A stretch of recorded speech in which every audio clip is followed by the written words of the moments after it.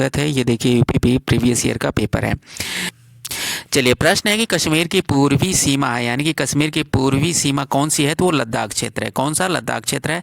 Option D इसका right answer हो जाता है। उसके बाद अगला प्रश्न है कि जलपाईगुड़ी किस नदी के किनारे स्थित है, तो तीस्ता नदी के किनारे स्थित है। जलपाईगुड़ी जो है तीस्ता नदी के किनारे स्थित है। ऑप्शन सी इसका राइट आंसर हो जाता है। अगला प्रश्न है कि कौन सा भौतिक लक्षण सिंधु और गंगा नदी की घाटियों के बीच जल विभाजन की भांति कार्य करता है, तो अरावली रीज है। कौन है? अरावली रीज है। ऑप्शन ए इसका राइट आंसर हो जाता है। तैयारी बहुत ही अच्छी तरीके से करना चाहते हैं तो चच्चू प्रकाशन की बुक लेके आप तैयारी कर सकते हैं। इनका स्टडी गाइड और इनका प्रैक्टिस सेट भी लेकर आप तैयारी कर सकते हैं। ये बुक आपको अपने नज़दीकी बुक स्टॉल और ऑनलाइन भी मिल जाएगी। चलिए इनकी बुक पे हम नज़र डालते हैं। इनके विषय सूची पे देखते हैं तो देखिए इनका विषय सूची पे उत्तर प्रदेश पुलिस एक परिचय दिया हुआ है। उसके बाद प्रीवियस ईयर का सबसे अच्छी बात है कि इन्होंने प्रीवियस ईयर का पेपर इसमें दे दिया है। इसमें देखिए 28/1/2019 का है, 27/1/2019 का है, 26/10/2018 का पेपर है और 26/10/2018 का, 25/10/2018 का पेपर इन्होंने इसमें प्रीवियस ईयर पेपर दे दिया। उसके बाद इनका उन्होंने समान हिंदी भी दे रखा है, हिंदी भाषा अन्य भारतीय भाषाएं, हिंदी व्याकरण का दिया हुआ है, तत्सम और तद्भव दिया हुआ है। यानी कि जो यूपीपी में सिलेबस का है वो पूरा इस बुक में आपको मिल जाएगा।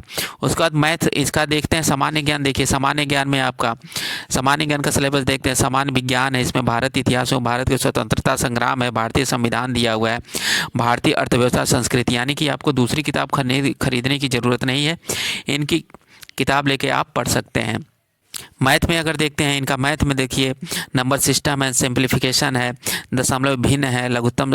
इन्होंने प्रश्न भी दे रखे हैं कि भारत सरकार ने यूक्रेन में फंसे भारतीय नागरिकों को बचाने के लिए कौन सा ऑपरेशन चलाया, तो ऑपरेशन गंगा चलाया। ब्रिटेन ने हाल ही में किस कैरिबियाई देश को 55वां गणतंत्र देश घोषित किया है, तो बारबाडोसा को किया है।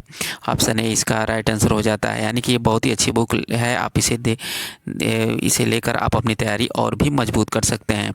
आप इनके प्रश्न देख सकते हैं, जैसे कि लासा बुखार किसके माध्यम से फैलने वाला बुखार है। तो आप चच्चू प्रकाशन की बुक लेकर अपनी तैयारी और मजबूत कर सकते हैं। चलिए अगला प्रश्न है कि भारत का एकमात्र सक्रिय ज्वालामुखी बैरन आइलैंड कहाँ स्थित है, तो अंडमान द्वीप समूह में। कहाँ? अंडमान द्वीप समूह में स्थित है। ऑप्शन ए इसका राइट आंसर हो जाता है।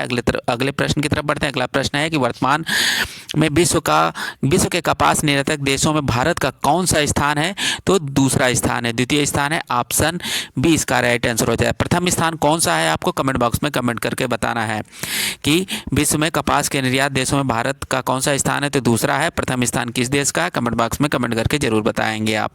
चलिए अगले प्रश्न की तरफ बढ़ते हैं। अगला प्रश्न है कि भारत का कौन सा क्षेत्र अपनी वर्षा का अधिकांश भाग उत्तरी पूर्वी मानसून से प्राप्त करता है, तो वो कोरोमंडल और रायलसीमा है। कौन सा है? कोरोमंडल और रायलसीमा है। ऑप्शन डी इसका राइट आंसर हो जाता है। अगले प्रश्न की तरफ बढ़ते हैं। अगला प्रश्न है कि जब एक गतिशील पिंड की गति दुगनी हो जाती है तो उसकी गतिज ऊर्जा में क्या परिवर्तन होता है, तो वो चौगुनी हो जाती है। क्या होती है? चौगुनी हो जाती है। ऑप्शन बी इसका राइट आंसर हो जाता है। ये देखिए यूपीपी प्रीवियस ईयर का पेपर है। चलिए अगले प्रश्न की तरफ बढ़ते हैं। अगला प्रश्न क्या कहता है कि निम्नलिखित में से किसकी विशिष्ट ऊष्मा धारिता सबसे अधिक है। प्रश्न है कि निम्नलिखित में से किसकी विशिष्ट ऊष्मा धारिता जो है सबसे अधिक है, तो जल में। किसमें? जल में होता है। ऑप्शन ए इसका राइट आंसर हो जाता है। अगला प्रश्न है कि तापमान को किसी विशिष्ट ऊष्मा में व्यवस्थित करने के लिए प्रयुक्त होने वाला उपकरण कहलाता है। क्या कहलाता है? थर्मोस्टेट। क्या कहलाता है? थर्मोस्टेट कहलाता है। ऑप्शन ए इसका राइट आंसर हो जाता है।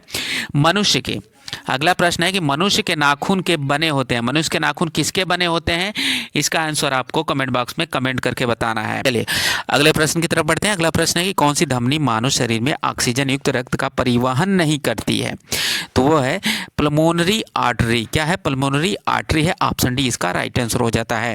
अपनी